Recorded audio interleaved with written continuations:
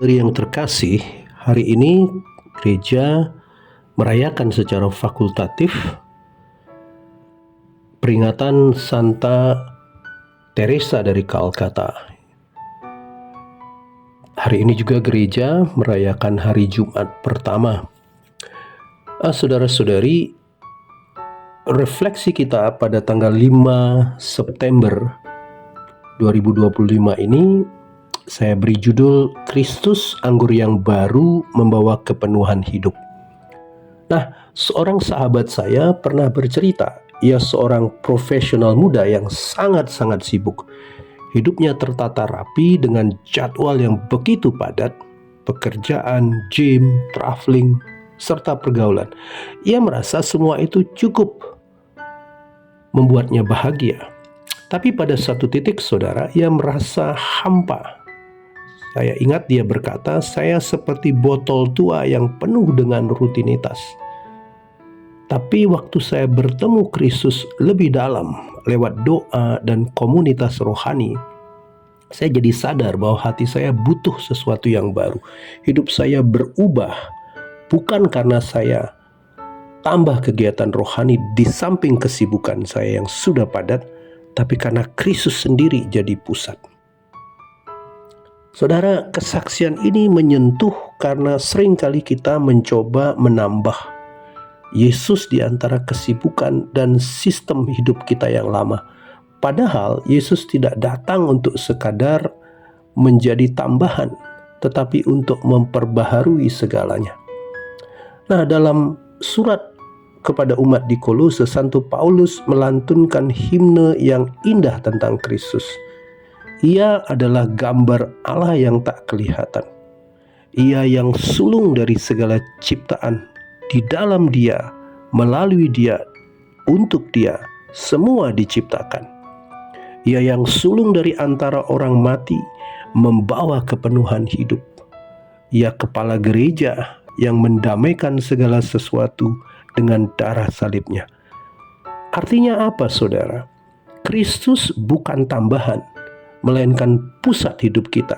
Ia bukan sekedar aksesoris iman, tetapi inti dari segala sesuatu. Lalu Injil Lukas pada hari ini menambahkan gambaran yang sangat tajam. Yesus adalah mempelai.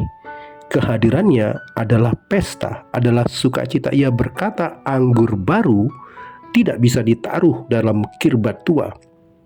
Kain baru tidak bisa ditambalkan ke kain lama. Kalau ini dipaksakan, semuanya malah rusak. Dan Yesus menambahkan kenyataan yang jujur, orang yang sudah terbiasa dengan anggur lama seringkali tidak mau menerima anggur baru. Saudara-saudari, baik Anda seorang ayah atau ibu rumah tangga, seorang profesional, mahasiswa, bekerja, bahkan yang hidup single atau sudah berkeluarga, pesannya sama. Kristus datang bukan untuk menjadi tambahan dalam rutinitas kita, tetapi untuk memperbarui hati kita. Pertanyaan pentingnya, apakah hidup kita masih kirbat tua yang keras, penuh kebiasaan lama, sehingga sulit menampung anggur baru Kristus? Atau apakah kita berani membuka diri menjadi kirbat baru yang lentur, siap diubah, siap diperbaharui? Seorang ayah yang terlalu sibuk kerja mungkin merasa cukup dengan memberi uang untuk keluarga.